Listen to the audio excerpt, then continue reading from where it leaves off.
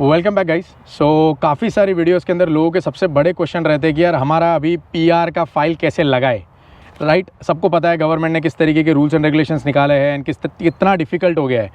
आज के वीडियो में मैं एक लाइसेंस्ड इमिग्रेशन कंसल्टेंट को लेके आया हूँ। इनको सबसे ज़्यादा पता होगा चीज़ों के बारे में, नहीं अच्छे से ढंग से आपको एक्सप्लेन कर सकते हैं सारा कुछ। We have written everything on the paper. सारे कैटेगरीज़ के बारे में बात करेंगे एंड वो आपको एक्सप्लेन करेंगे किस तरीके से सारा कुछ आप मतलब कैसे कैसे आप जा सकते हो, राइट। एक बात वीडियो शुरू करने से पहले गाइज, ये सिर्फ इन्फॉर्मेशन है। Kindly do not take this as like आप इसके बेसिस के ऊपर खुद से करने मत लग जाना। किसी लाइसेंस बंदे को ही एडवाइस करो आप, तो वो ज़्यादा बेटर रहेगा आप लोगों के लिए। सबसे पहले सर आप अपना इंट्रोडक्शन दे दो एंड देन फिर स्टार्ट करते हैं। Hello everyone, my name is Rajan and मैं एक लाइसेंस इमिग्रेशन कंसल्टेंट हूँ और राइट नाउ मेरी जो प्रैक्टिस है that is based out in Brampton. तो किसी को भी अगर कोई किसी तरह की इंफॉर्मेशन चाहिए या कांटेक्ट करना है so you can contact me directly. Spider pilot के बारे में आप बात करो। ठीक है, अभी हम स्टार्ट करते हैं कि अभी आप किस किस टाइप से आपने स्टडी अपनी कंप्लीट कर ली है। अब स्टडी कंप्लीट करने के बाद आप कैसे पीआर के लिए आगे प्रोग्रेस कर सकते हो। तो सबसे पहली चीज़ मैं लेके चलूँगा होम चाइल्ड केयर पायलट या होम केयर वर्कर पायलट जो हमारे पास है। तो ये मार्च 2025 में सबसे पहले इसका पायलट अभी स्टार्ट हुआ है, जो इस साल जो हुआ था। तो every year I think 2500 spots है जो गवर्नमेंट को फिल करने हैं। तो लास्ट ईयर जो इस साल हुआ है हमारा, उसमें 2500 पीपल को दे डायरेक्टली गिव द पीआर, उनको डायरेक्टली पीआर मिली है। उसके लिए कुछ कंडीशंस है। पहली चीज़, या तो आपके पास 6 मंथ्स का एजुकेशन एक्सपीरियंस होना चाहिए इन द चाइल्ड केयर या एल्डरली केयर या home support worker. This must be 6 months full time. ये ऐसा नहीं है कि आपने पार्ट टाइम कर लिया, ऑनलाइन कर लिया, ऐसा नहीं होना चाहिए। दूसरी चीज़, अगर आपके पास ये एक्सपीरियंस नहीं है दैट इज़ फाइन। अगर आप एजुकेशन नहीं है दैट इज़ फाइन। अगर आपके पास ये एक्सपीरियंस है कि सपोज करो मेरे I have a child at my home, suppose example, मुझे कि मैं बिजी रहता हूँ, मेरी स्पाउस बिजी रहती है, लेकिन बच्चों को देखने कोई भी नहीं है घर पे। तो मैं क्या करता हूँ, किसी भी एक पर्सन को हायर कर लेता हूँ घर में। Now that person is doing a child care job, कि वो मेरे बच्चे का ध्यान रख रहा है। तो अगर आपको ऐसा भी एक्सपीरियंस मिलता है 6 मंथ्स का, जहाँ पर आपको चाइल्ड केयर करना है, एल्डरली केयर करना है, वो भी आपको एलिजिबल बना देता है इस कैटेगरी के अंदर, इस पायलट के अंदर पार्ट लेने के लिए। और जैसे ही आप इसके लिए एलिजिबल हो जाते हैं 6 मंथ्स के लिए, आपको क्या करना होगा। अभी सपोज करते एग्जांपल लेते हैं कि इस साल वापस से गवर्नमेंट जो है मार्च 2026 में निकालेगी नेक्स्ट 2500 लोगों के लिए। तो उस टाइम पे आपके लिए क्या होना जरूरी है, या तो आपका 6 मंथ्स का एक्सपीरियंस हो या फिर आपके 6 मंथ्स की एजुकेशन हो। अगर दोनों में से कुछ नहीं है फिर आप एलिजिबल नहीं हो। ठीक है, फर्स्ट क्राइटेरिया आपने पूरा किया, आपने वो लिया। सेकेंड, आप क्या करोगे, आपको किसी भी एक एम्प्लॉयर को रीच आउट करना है, या तो जिसके पास आप ये काम कर रहे हो ऑलरेडी, या कोई और, if you are looking like कोई देख रहा है, उनके पास आप जॉब ढूंढ सकते हो। आपने जॉब ढूंढी, आपके एम्प्लॉयर को क्या करना है, सबसे पहले सीआरए को कॉल करना है। सीआरए को कॉल करके उनको एक बिजनेस नंबर लेना पड़ेगा। बिजनेस नंबर लिया, उस बिजनेस नंबर पे वो आपको एक एम्प्लॉयमेंट दे देंगे, आपको एक ऑफर लेटर देंगे जिसमें आपके नॉक कोड की सारी रिस्पॉन्सिबिलिटीज़ होंगी। आप क्या क्या सर्विसेज प्रोवाइड करोगे उनको, कितने घंटे काम करोगे उनके पास। Minimum 30 hours is required for a full time job. Okay, 30 घंटे आप कितना घंटे काम करोगे, क्या क्या आपकी सैलरी रहेगी, सब कुछ उनको मेंशन करना है। And they will start paying you the monthly salary, जैसे चाहे बाई वीकली हो चाहे मंथली हो, व्हाटसोएवर द एग्रीमेंट इज। ठीक है, ये आपका स्टार्ट हो गया। अभी आपके पास एक्सपीरियंस भी हो गया, अभी आपका ऑफर लेटर भी हो गया। नेक्स्ट चीज़ इज, जिस दिन ये पायलट प्रोग्राम ओपन होगा दोबारा से, आपको उस टाइम पर अप्लाई करना है। क्योंकि अगर हम लास्ट टाइम का देखते हैं कि उस टाइम सिर्फ कुछ घंटों के लिए खुला था और उतने में बंद हो गया। कुछ लोग एंटर कर पाए, उसके अंदर भी कुछ लोग नहीं एंटर कर पाए। So that is again an important thing कि आप वहाँ पर खुद से अप्लाई कर रहे हो या किसी के थ्रू अप्लाई कर रहे हो, तो वो देखना है आपको। But this is guys very important programme.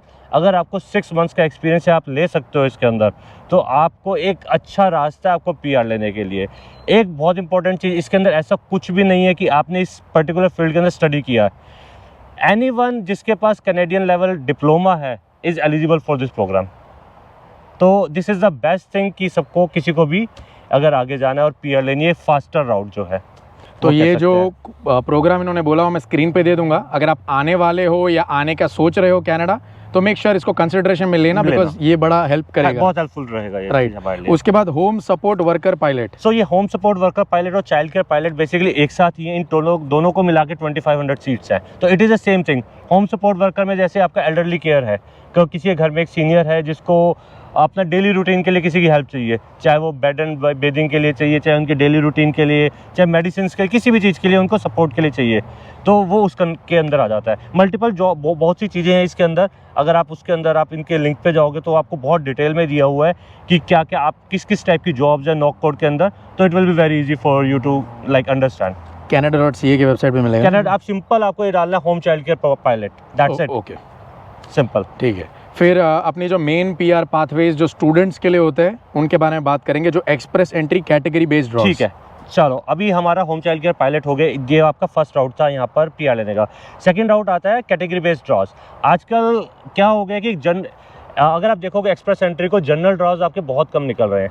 General drawers की जगह आजकल कैटेगरी बेस्ड ड्रॉज स्टार्ट हो गए, मतलब कि जिस स्किल की इनको यहाँ पर शॉर्टेज लगती है उन्होंने उसके बेस पर ड्रॉज निकाल रहे हैं।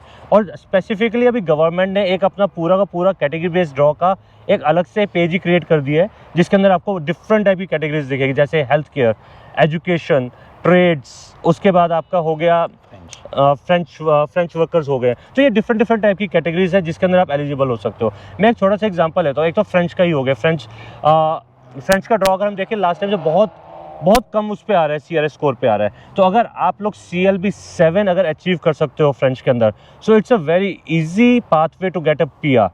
सो बहुत से लोग कहते हैं कि फ्रेंच इज़ ईजी, हम लोगों ने स्टार्ट कर दिए 6 महीने में लोगों ने CLB 7 अचीव कर लिया है। सो गाइज ऐसे है तो पहले इट्स नॉट दैट ईजी, आपको अपना 100% एफर्ट डालना पड़ेगा।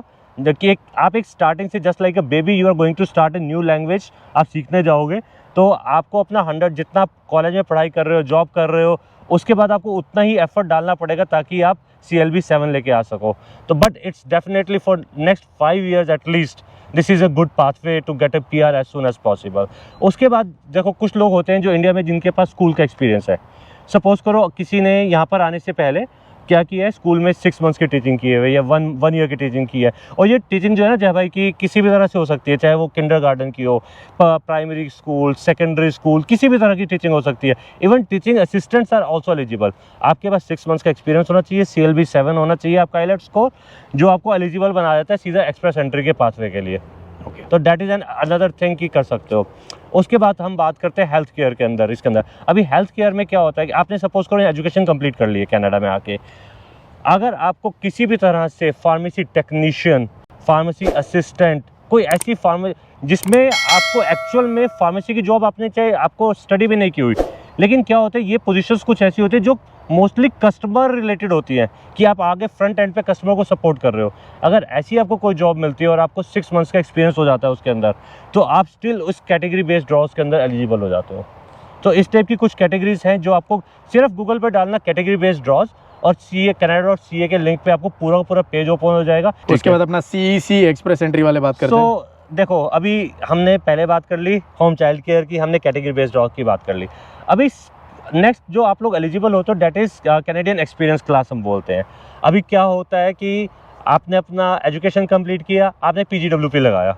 PGWP लगाने का मतलब आप एलिजिबल हो गए फुल टाइम जॉब के लिए।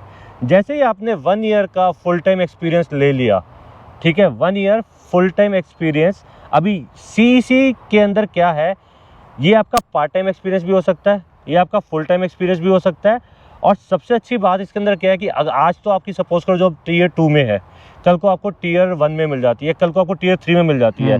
तो आपकी इन टीयर्स के अंदर भी अगर आपको जॉब मिलती है और आपका जो स्कैटर्ड एक्सपीरियंस है, we can make it together, पूरे एक्सपीरियंस को इकट्ठा करके हम लोग एक आपका CEC की प्रोफाइल के लिए एलिजिबल हो जाते हो। आपको 1 year का एक्सपीरियंस चाहिए CEC के लिए। तो उसके आप जैसे ही आप एक्सप्रेस एंट्री की प्रोफाइल अपनी क्रिएट करोगे, एक्सप्रेस एंट्री की प्रोफाइल क्रिएट करते ही वो आपको बता देगा कि आप फेडरल स्किल वर्कर के लिए एलिजिबल हो या CEC के लिए एलिजिबल हो या FSTP के लिए अवेलेबल हो, वो आपको वहीं पर ही सब कुछ बता देगा। बेस्ट पार्ट फॉर CEC कि आपको कोई भी प्रूफ ऑफ फंड्स की जरूरत नहीं होती।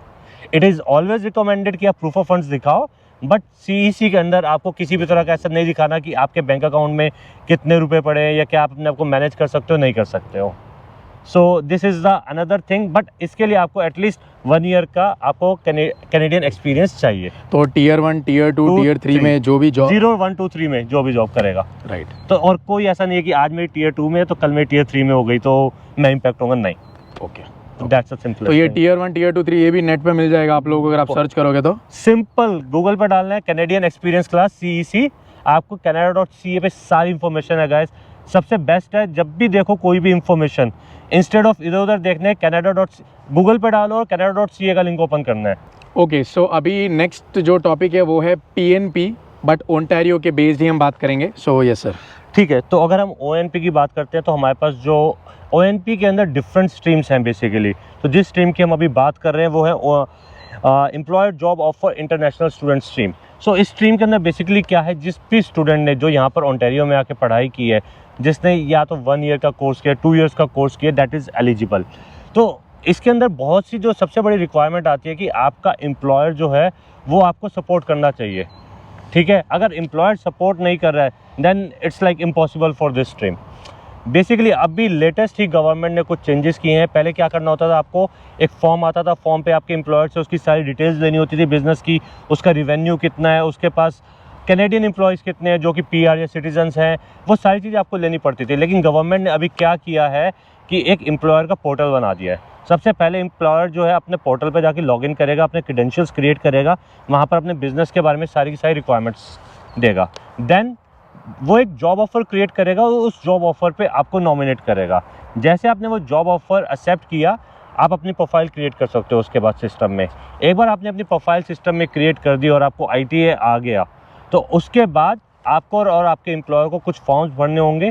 वो फॉर्म्स भरने के बाद आप ONP के लिए एलिजिबल हो जाते हो। बेसिकली एलिजिबल क्या, आपने ITA आ गया, you have submitted all the things in the required time, तो you are on the good path.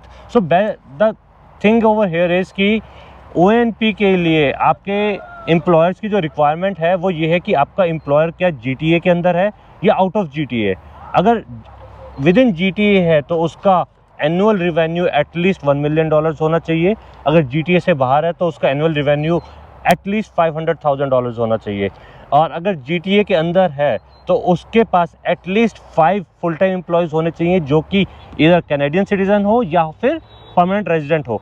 और अगर वो आप GTA से बाहर हो तो your employer should have at least 3 full time workers जो कि कैनेडियन सिटीजन्स या PR हो। तो कुछ इसके अंदर क्या है, कुछ रिक्वायरमेंट्स आपकी तरफ से हैं, कुछ रिक्वायरमेंट्स आपके एम्प्लॉयर की तरफ से हैं। और जो आपकी जो जॉब होनी चाहिए that should be in tier 0, 1, 2 और 3। ठीक है, अब ये सब कुछ हो गया। अभी क्या होता है ONP में, there is a points calculator.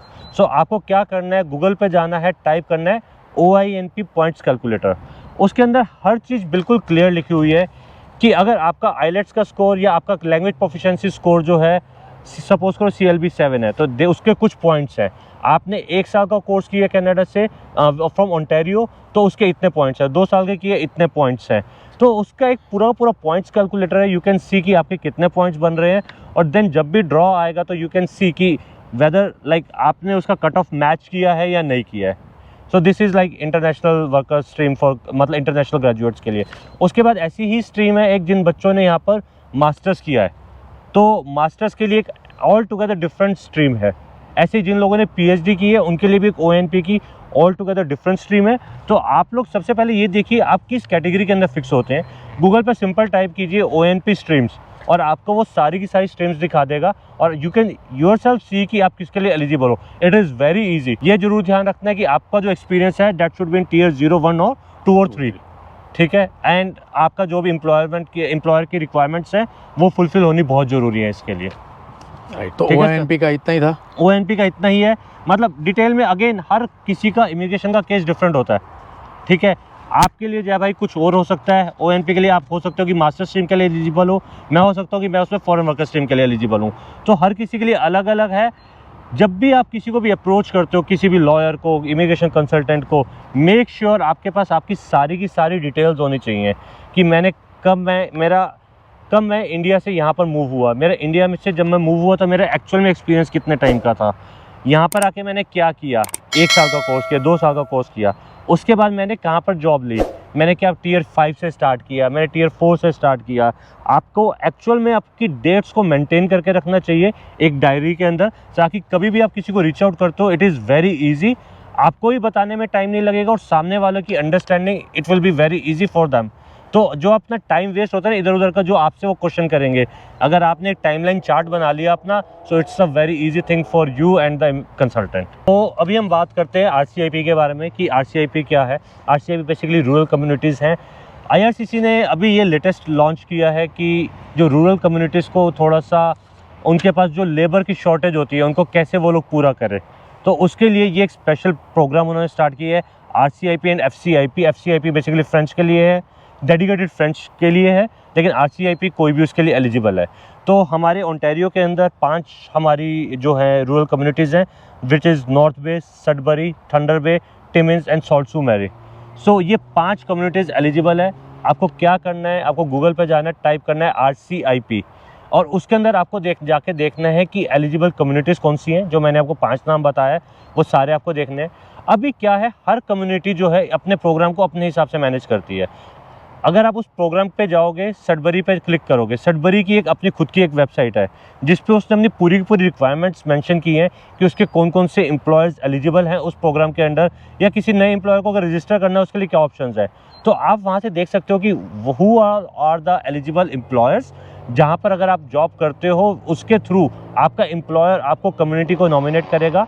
जैसे ही आपको कम्युनिटी को नॉमिनेट किया, कम्युनिटी आपकी प्रोफाइल को अंडरस्टैंड करेगी, उसके बाद देखेगी कि आप एलिजिबल हो नहीं हो, आप जो उनको स्किल्स चाहिए बेसिकली उनकी कम्युनिटी में, क्या आप उन हाई डिमांड स्किल्स को फुलफ़िल करते हो या नहीं करते। In case you fulfil those things, वहाँ की लोकल कम्युनिटी जो है आपको एक नॉमिनेशन देगी। वो नॉमिनेशन लेके आप अपने एक्सप्रेस एंट्री की प्रोफाइल का सीधा ही आपको उससे PR हो जाएगा। तो this is the simplest thing, but it is very important कि आपको वहाँ जाके रूरल में जाना है, वहीं पर रहना है, आपको 1 साल का एक्सपीरियंस चाहिए वहाँ पर गेन करना है। आपको वहाँ के बेसिकली उस पर्टिकुलर कम्युनिटी के अंदर क्या क्या रिक्वायर्ड स्किल्स है। किसी कम्युनिटी के अंदर अगर हम देखें तो वहाँ पर फाइनेंशियल मैनेजर्स की भी ज़रूरत है। तो अलग अलग तरह की वहाँ पर आपकी डिमांड्स हैं, आप उन डिमांड को देख के आप अपनी कम्युनिटी चूज़ कर सकते हैं। एम्प्लॉयर्स को ढूंढिए, वो एम्प्लॉयर्स के पास क्या जॉब है नहीं है, अप्लाई कीजिए, try to reach out to those employers directly if possible, and that way आप अपना एक, आपके लिए एक वो है कि आप यहाँ से भी एक अपना PR सिक्योर कर सकते हो।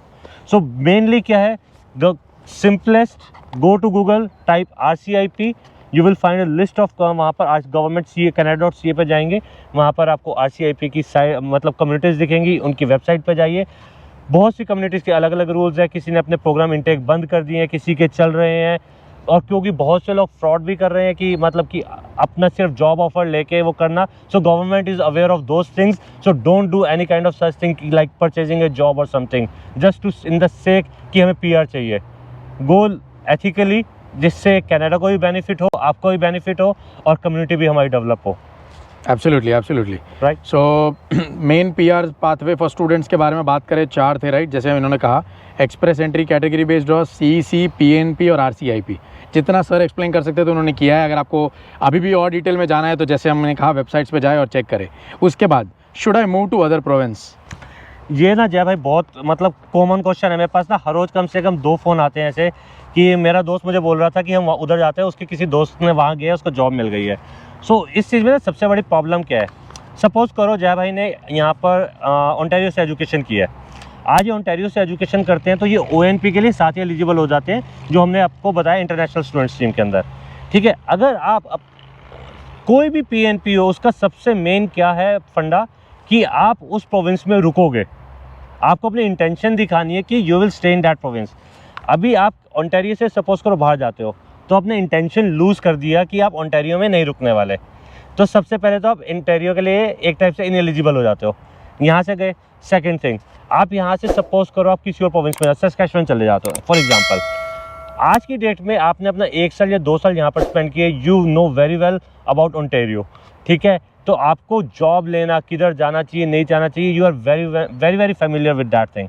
कल को आप सस्कैचुअन जाओगे, पहले तो आपको वहाँ के जाके उस क्लाइमेट से एक्लेमेटाइज होना कि वहाँ पर कैसा है नहीं है, ट्रांजिट कैसी है, फिर उसके बाद वहाँ की एम्प्लॉयमेंट्स की डिमांड क्या है, कैसे एम्प्लॉयर्स है, आपको कितना स्ट्रगल करना पड़ेगा जॉब लेने के लिए। जब तक जॉब नहीं होगी तब तक किसी भी PNP के लिए आप कैसे एलिजिबल होगे, it's a very difficult thing.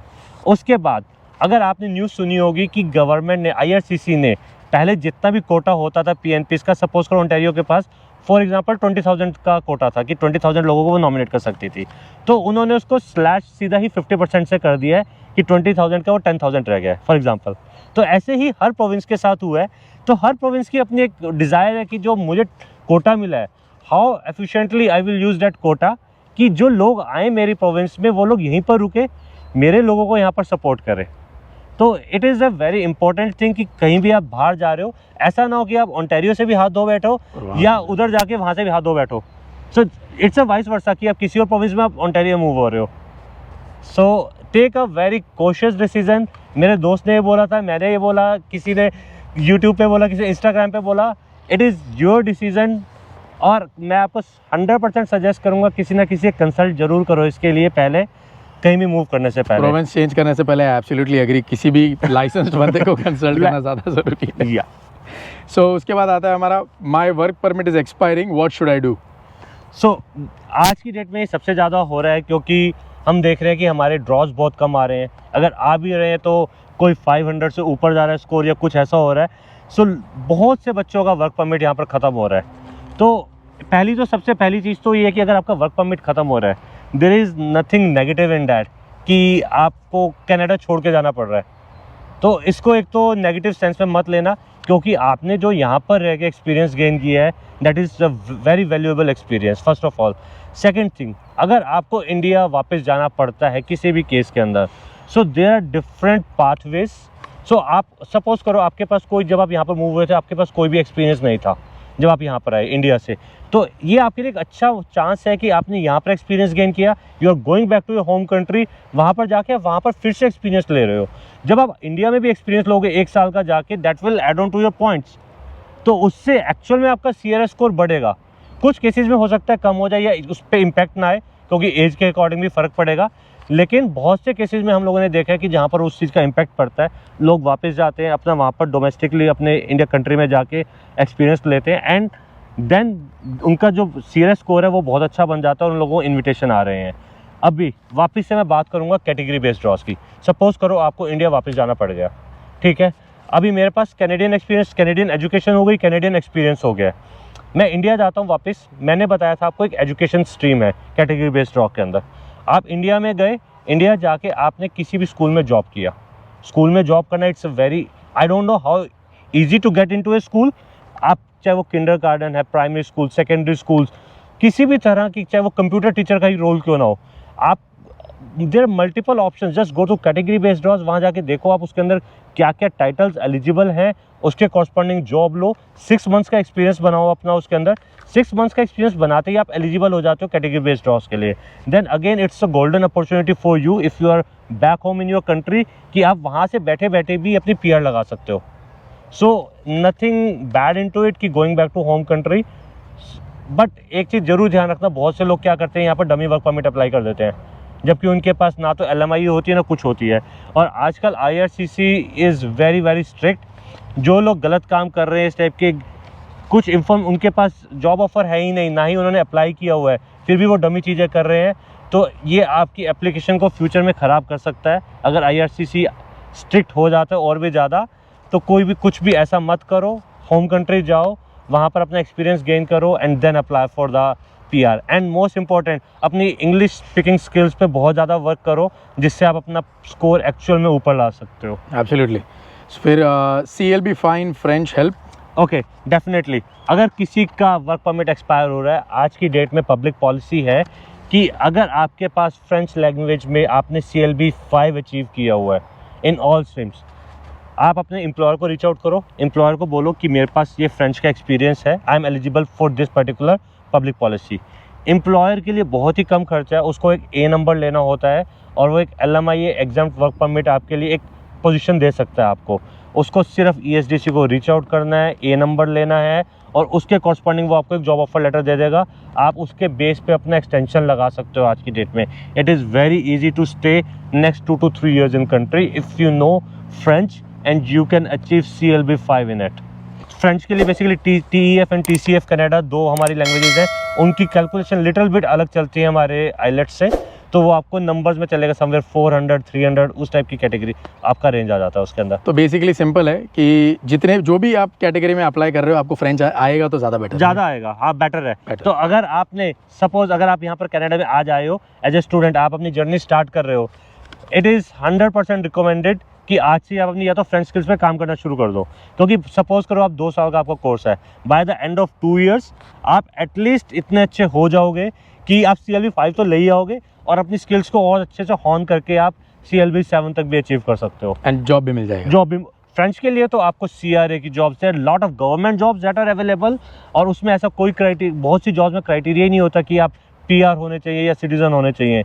एक तो हाई पेइंग्स आपको जॉब मिलेगा, मल्टी लैंग्वेज आप, दूसरा उसके बाद क्यूबेक में भी अगर आप एलिजिबल हो तो वहाँ जाके तो there are multiple opportunities also as well. या अग्री, बिजनेसेस बहुत है वहाँ पर। क्यूबेक में बहुत अपॉर्चुनिटीज मिलेगी आपको, ओंटारियो से फट ऐसे जॉब मिल जाएगी इफ यू नो फ्रेंच, क्योंकि इंडस्ट्री बहुत ज़्यादा है क्यूबेक के अंदर। जहाँ पर इंडस्ट्री होगी वहाँ पर डेफिनेटली जॉब की डिमांड रहेगी। राइट। और bilingualism again it is a very good thing. Right. So sir ने जितना भी कुछ एक्सप्लेन कर सकते थे, हमने जितना पॉइंट वाइज लिखा था, ओंटारियो में अगर आप हो तो उनके काम आ जाएगा जितना उन्होंने बोला है। और कुछ अगर आपको याद आ रहा हो या ऐसा कुछ सिंपल थिंग, सबसे पहली चीज़ तो मैं ये बोलूँगा, प्लीज़ जो भी हमने आज डिस्कस करने वाले हैं इस वीडियो के अंदर, so this is just for the information purpose. इसको लीगल एडवाइस मत समझना। कोई भी आपको डिसीजन लेना है इमिग्रेशन रिलेटेड, किसी भी रेगुलेटेड इमिग्रेशन कंसल्टेंट या फिर इमिग्रेशन लॉयर से कॉन्टैक्ट करके ही लेना। कोई भी अनऑथोराइज्ड एजेंट से लेके मत करना। I have seen lot of cases जहाँ पर मेरे पास बच्चे आते हैं, सर हमारा ना वो इंडिया का एजेंट था, हमने उसी से लगवा लिया, और वो आपकी प्रोफाइल का क्या करते हैं आपको पता ही नहीं होता। And you should know about your profile कि आपने स्टडी परमिट में क्या लिखा है, आपके आगे जो लगा रहे हो चीज़ें उसमें क्या लिखा है। आई हैव सीन केसेस जहाँ पर लोगों को PR की रिजेक्शंस आई हैं, इनिशियल एप्लीकेशन में कुछ लिखा है और फाइनल जब PR की एप्लीकेशन सबमिट कर रहे हैं उसमें कुछ और है। और ये तभी होता है मोस्टली केसेस में जब आप एक अनऑथराइज्ड एजेंट से डील करते हो। So be very very careful of those things. तो आपके हिसाब से क्या, अगर शुरू जब बंदा इंडिया से आ रहा हो तब से एक ही एजेंट को रखे या फिर वो चेंज करना ज़्यादा बेहतर? सबसे इजी देखो, अभी तो क्या है, मोस्टली जो ये लोग वीडियो देख रहे होंगे ये लोग वो है कि बेसिकली जो ऑलरेडी यहाँ आ चुके हैं। अभी आप आ चुके हो तो सबसे पहले आपको काम ये करना चाहिए, या तो अपने एजेंट से अपनी फ़ाइल अपने पास मंगवा लो। मैंने ये देखा बहुत से एजेंट से जब आप अपनी फ़ाइल मंगवाओ वो आपको देंगे नहीं। So it is always better as soon as you get your file, आप अपने ATIP नोट्स निकलवाओ। GCMS कई बार कहते हैं उसको, ATIP बोलते हैं। उसमें एग्जैक्टली आपने अपनी फ़ाइल में क्या क्या इन्फॉर्मेशन फिल किया है वो सारी इन्फॉर्मेशन आपके पास आ जाएगी। तो आपके लिए हमेशा के लिए प्रूफ होगा कि आपने इनिशियल एप्लीकेशन क्या सबमिट किया है। और उसके बाद आप जितने भी सब्सिक्वेंट एप्लीकेशंस करेंगे, चाहे वो PGWP की है, वर्क परमिट एक्सटेंशन है, या स्टडी परमिट एक्सटेंशन है, या PR की फ़ाइल है, यू नो कि एक्चुअल में आपने क्या सबमिट किया और आपको आगे क्या सबमिट करना है फॉलोइंग। तो ये आपको सबसे ज़्यादा ध्यान रखना है। तो जितना जल्दी हो सकता हो वो लेना। अनदर थिंग, अगर आपने स्टडी परमिट एक्सटेंशन की फ़ाइल लगाई हुई है सपोज करो, तो प्लीज़ कंट्री छोड़ के मत जाना। जब आपकी फ़ाइल प्रोसेस में होगी और आप कंट्री आउट हो चुके होंगे, आपकी फ़ाइल रिजेक्ट हो जाएगी। तो you have to be very careful. जो लोग भी पढ़ाई कर रहे हैं और वो सेकंड कोर्सेज देख रहे हैं, स्टडी परमिट की फ़ाइल लगा रहे हैं, जब तक आपकी फ़ाइल कंप्लीट नहीं होती, try not to go outside the country unless until it is an emergency. तो इस चीज़ का स्पेशली ध्यान रखना।